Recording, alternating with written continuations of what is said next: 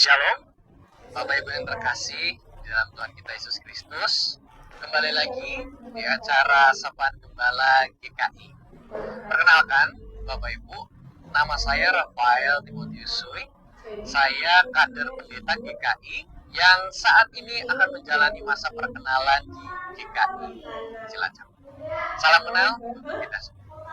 Dan sebelum kita masuk dalam perenungan kita, marilah kita minta tuntunan Tuhan untuk bersama kita merenungkan sabda-Nya. Mari kita berdoa. Terima kasih ya Bapa untuk kesempatan. Terima kasih untuk cinta-Mu yang selalu kami rasakan di setiap detik yang kami jalani pada hari ini. Kami mengucap syukur karena Tuhan masih memberikan kami kesempatan untuk dapat bangun di pagi hari ini. Dan kami dapat menikmati hari ini dengan sebaik-baiknya. Dan pada saat ini kami mau bersama-sama dengan umat-Mu membaca dan merenungkan sabda Tuhan.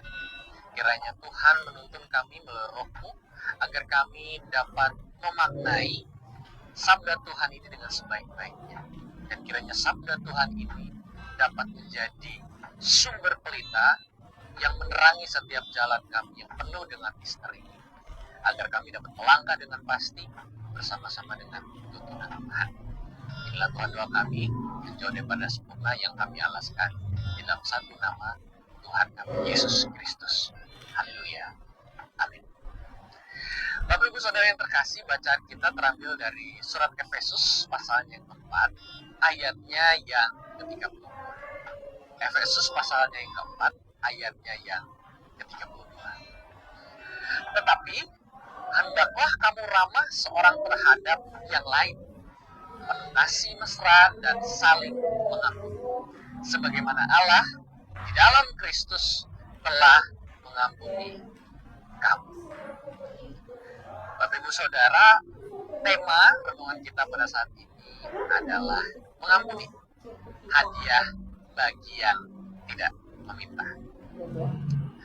Nah, Bapak Ibu Saudara, kalau kita mendengar kata mengampuni itu layaknya slogan makanan enak yang ada di iklan di TV-TV.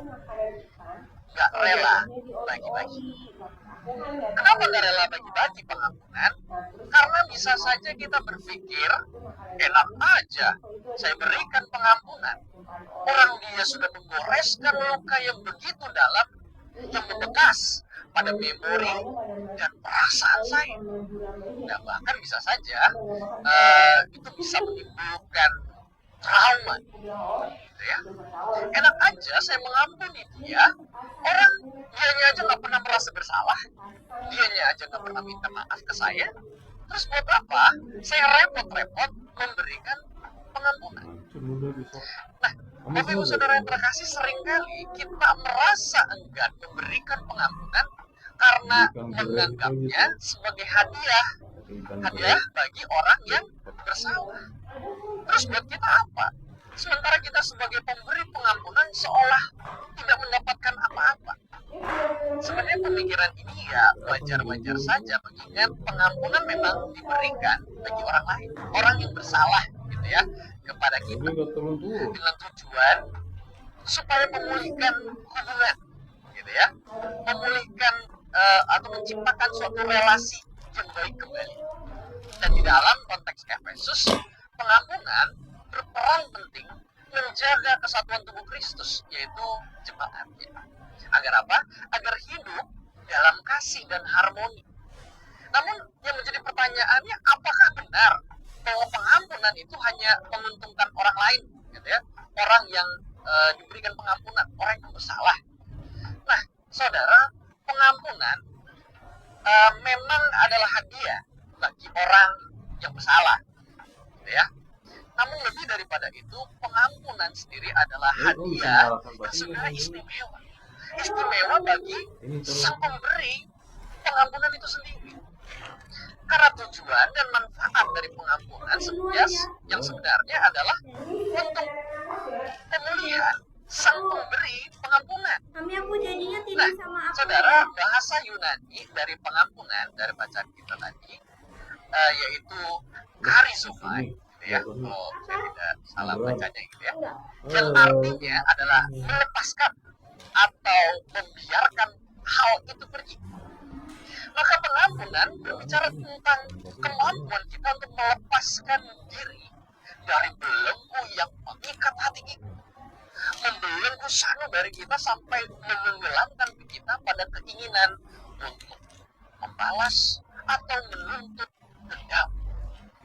Maka pengampunan adalah keputusan kita untuk tidak membiarkan rasa sakit, rasa kecewa itu mengendalikan hidup, tetapi memilih untuk membebaskan. Membebaskan siapa? Diri saya dan tentu orang lain melalui kasih dan pengampunan.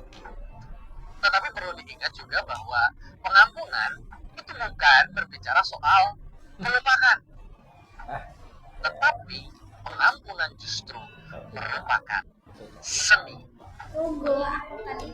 Seperti Allah mengingat setiap pelanggaran kita, tetapi dalam kasih-Nya Ia memilih untuk mengampuni.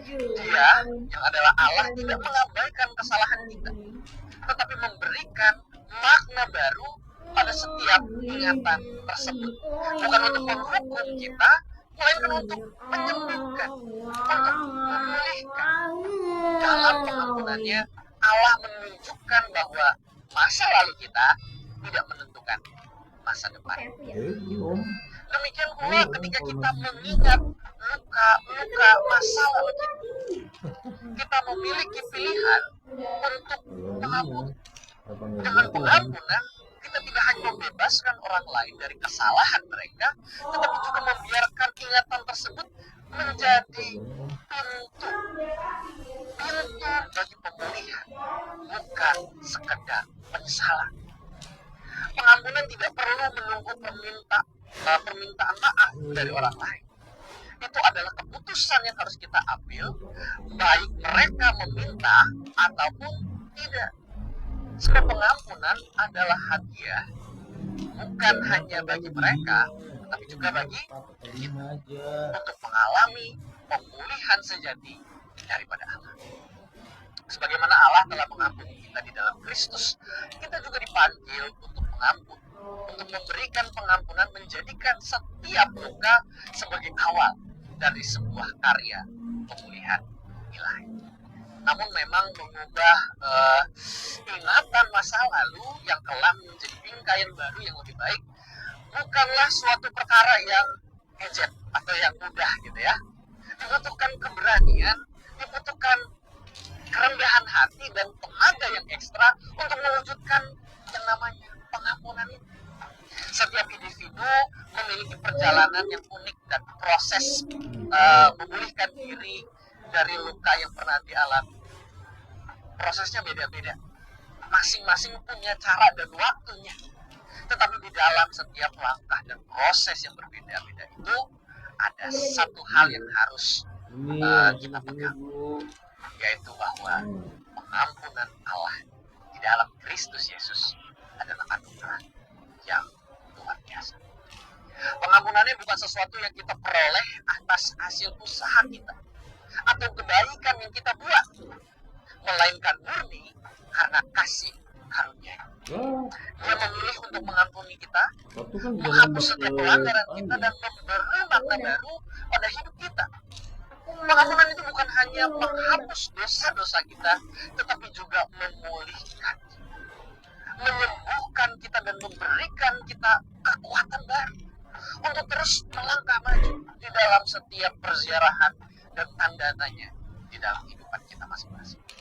Jika Allah sendiri tidak menyimpan kesalahan kita, melainkan melimpahkan pengampunan yang memulihkan, lalu apalagi alasan kita untuk tetap terjebak dalam belenggu dendam, terjebak dalam belenggu iri dan amarah. Pengampunan Allah harusnya menjadi suatu teladan dan sumber kekuatan kita untuk mengampuni orang lain dan diri kita sendiri. Pengampunannya memberi kita kebebasan dari rasa bersalah, membawa kita pada pemulihan sejati dan membukakan pintu bagi masa depan yang penuh dengan damai dan harapan. Maka mari kita hayati anugerah ini dan jadikan pengampunan itu sebagai jalan untuk mengalami kasih dan pemulihan Allah. Selamat mengampuni, selamat berpulih, dan Tuhan Yesus memberkati. Mari kita berdoa. Kami telah membaca dan merenungkan sabda Tuhan. Kami diingatkan bahwa kehidupan kami harus kami pancarkan pemulihan sejati melalui pengampunan. Bahwa kami tidak hidup sendiri. Kami hidup bersama-sama dengan yang lain. Dan kiranya Tuhan bantu kami untuk kami dapat melangkah di dalam kehidupan yang tentu tidaklah mudah ini, untuk kami dapat memberikan pengampunan. Seperti Engkau telah mengampuni kami, biarlah kami juga dapat meneladani Engkau untuk mengampuni orang-orang yang mungkin bersalah kepada kami. Biarlah kami dengan rendah hati menjadikan teladan Tuhan sebagai benar-benar hidup kami. Biarlah kami benar-benar menjalani apa yang sudah Tuhan berikan dengan sukacita, bukan sebagai beban, karena kami tahu bahwa ketika kami mengampuni, kami dipulihkan oleh Tuhan. Berjalanlah bersama dengan kami ya Tuhan, di dalam proses kehidupan kami yang tentu penuh dengan lika-liku, penuh dengan tantangan dunia yang seringkali membutakan kami. Oleh sebab itu ya Bapa, kiranya Roh Kudus selalu memberkati kami, membersamai kami di setiap waktu. Inilah Tuhan doa kami, lengkapilah doa kami, kuduskanlah doa kami, karena kami hanya mau berserah pada Putra-Mu yang tunggal, Tuhan kami, Yesus Kristus. Haleluya. Amin.